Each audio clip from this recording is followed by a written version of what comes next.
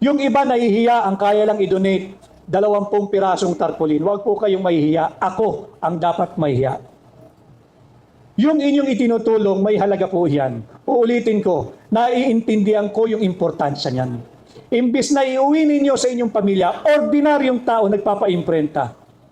Nagpapa-imprenta 20, 10, 50. May halaga po yan. At yan ay hindi ko kakalimutan. At sa paghatid nyo sa akin sa Senado, ito ang aking batayan araw-araw at hindi ko sisirain ang inyong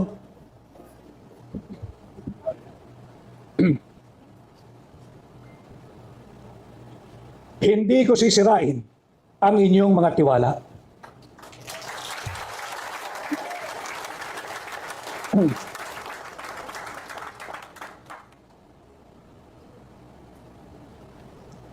Napakabuti po ninyo.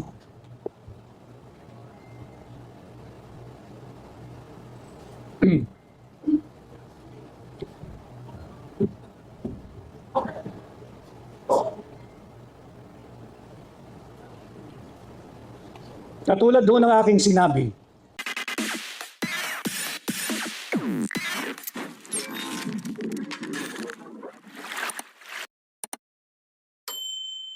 maraming salamat at magandang gabi muli sa inyong lahat. Isang malaking karangalan na nagkaharap-harap muli tayo at napapansin ko palaki ng palaki ng palaki ng palaki ang ating grupo. Just 4 months ago to be exact, October 8 of 2024, hindi ho ako ang dapat nakatayo sa harapan ninyo ngayong gabi.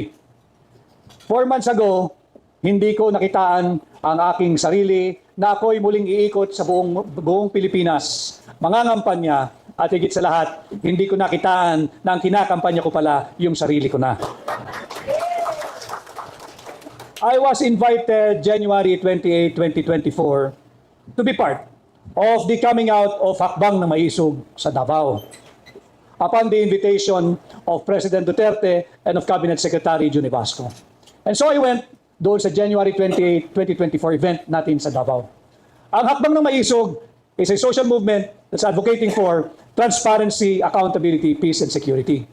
And just a brief background, noong January 28, 2024, ang mahigpit na tinututulan ng Hakbang ng Maisog ay yung huwad na People's Initiative at Peking Charter Change. Iyan ang mahigpit na tinututulan ng Hakbang ng Maisog. At nagtuloy-tuloy yung ating pagkilos at naging matagumpay naman sapagkat itinago nila pansamantala yung Peking People's Initiative at huwad na Charter Change. Tinago lang nila yan pero nakaambayan. At nagpatuloy nga yung Hakbang ng Maisog, nandyan na hinaharang tayo sa lahat ng ating pagkilos. Ito'y payapa at malayang pagpapahayag ng ating pagtutol sa maraming baluktot na polisiya at pamumuno ng kasalukuyang administrasyon. Naharang tayo, hindi tayo binibigyan ng permit. Yung mga mayor na binigyan ng permit, suspendido. Yung mga mayor na nagbigay ng permit, dinismiss sa serbisyo.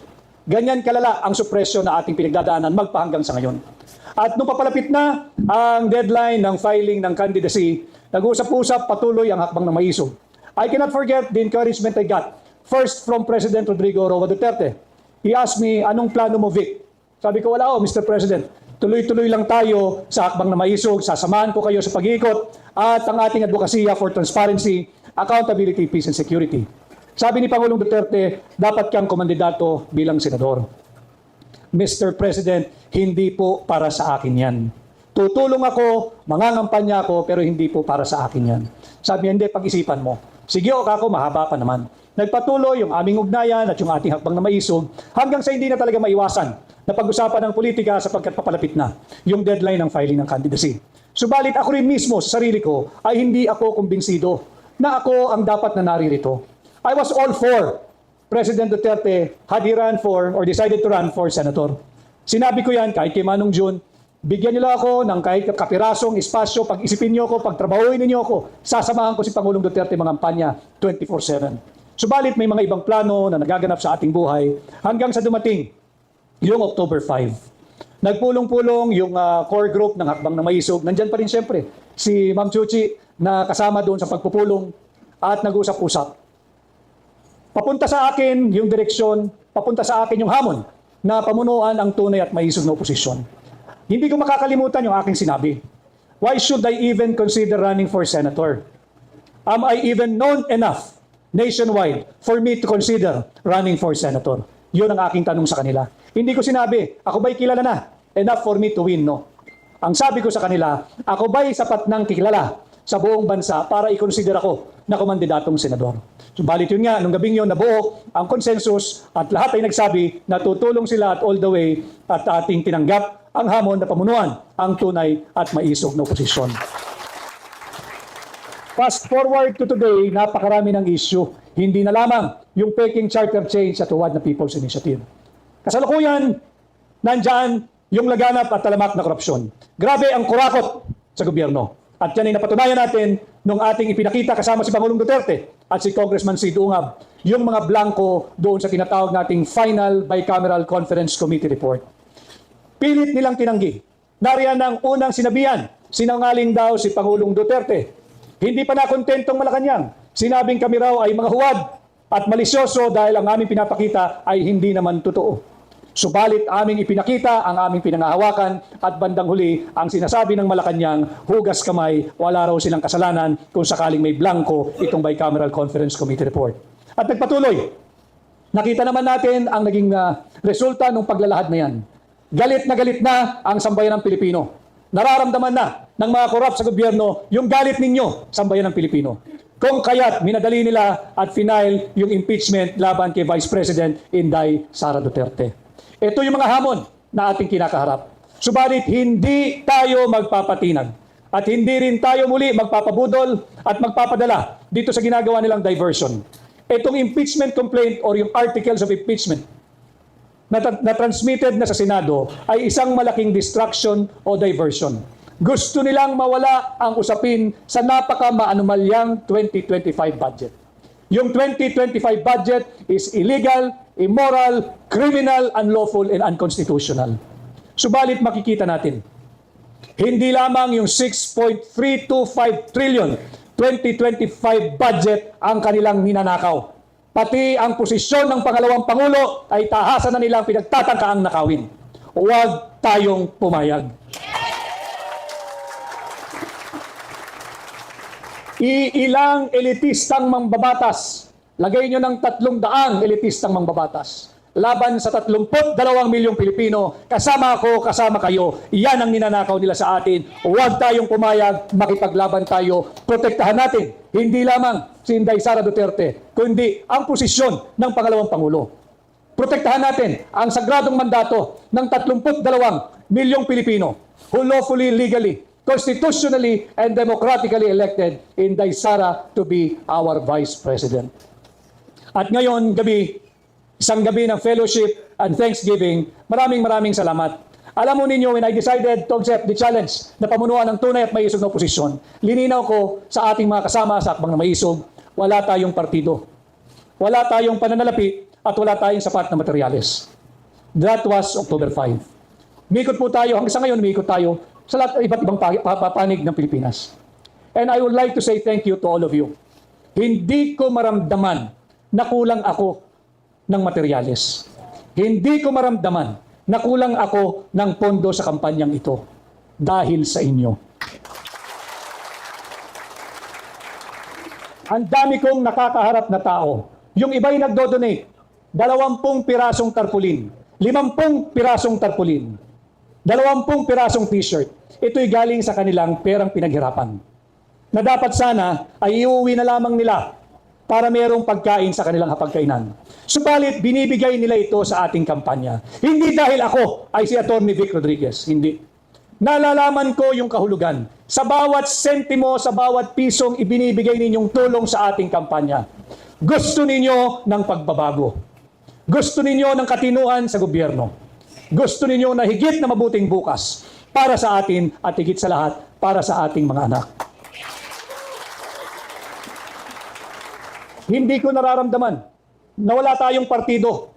Kahit saan ako magpunta, napakaraming taong sumasalubong, isa ang sinisigaw. Ipaglaban mo po kami, patuloy sana kayong maging boses namin, tuloy-tuloy po ang pagbabago, bantayan ninyo ang ating budget, huwag kayong pumayag na nakawin ang ating pera, at huwag kayong pumayag na apihin ang ating pangalawang Pangulo. Subalit hindi ko po kayang mag-isa ito. Kinakailangan ko po kayo.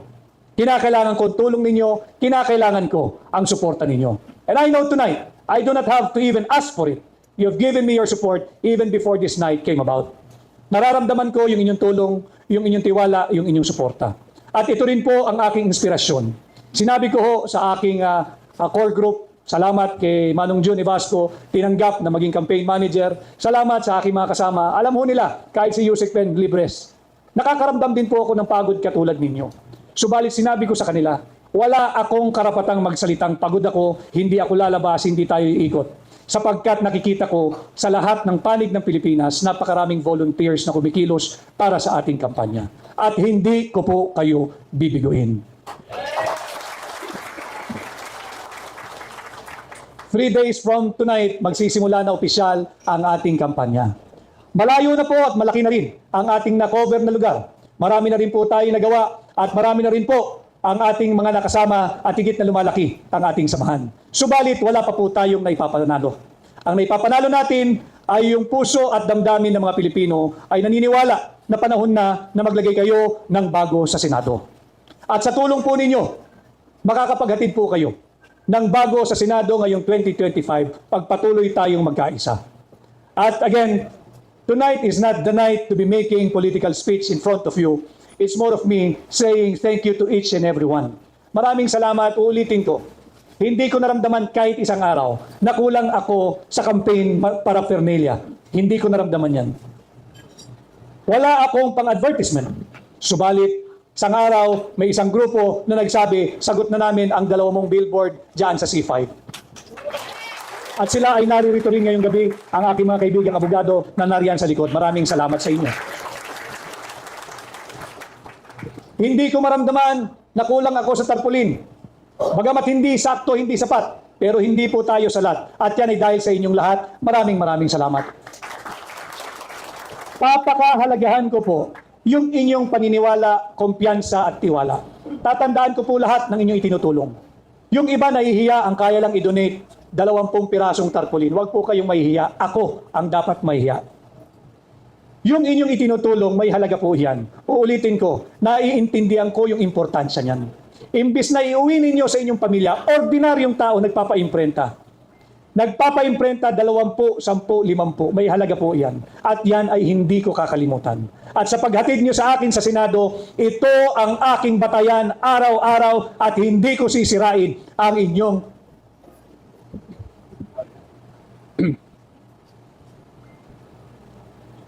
hindi ko sisirain ang inyong mga tiwala.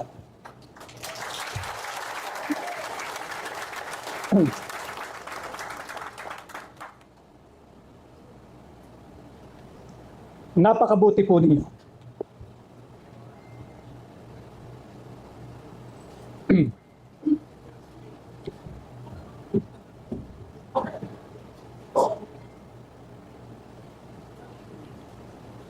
Katulad ho ng aking sinabi, itong aking kinakatayuan ngayong gabi, hindi ho akin ito. Kung tinanggap ni Pangulong Duterte, siya ang naririto. Kung nagtinanggap ni Mayor Baste Duterte, siya ang ating kandidato para senador. Subalit, ganun po talaga ang tadhana, ganun po talaga ang buhay. Ako'y naririto. Hindi ko sasayangin ang inyong tiwala. Napakabuti ninyong lahat. At alam ko ginagawa niyo ito hindi dahil sa akin. Ako'y instrumento niyo lamang. Instrumento nyo lamang para makuha natin yung tunay na pagbabago na ating minimithi. Naniwala tayo noong 2022 doon sa pagkakaisa, sa unity, sa continuity. Alam ko rin ang nararamdaman ninyo. Ayaw nyo nang mabudol muli.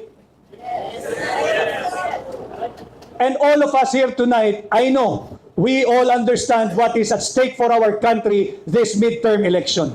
This May 12, 2025 election.